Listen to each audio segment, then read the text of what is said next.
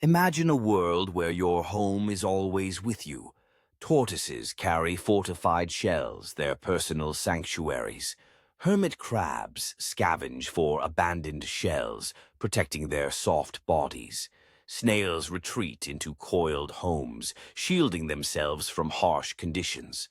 Armadillos can curl into armored balls for defense. In the ocean, the nautilus uses its spiral shell for buoyancy, while the porcupine fish inflates to deter predators. Sea anemones anchor to rocks, providing shelter for clownfish. Caddisfly larvae craft cases from debris, living in protective tubes.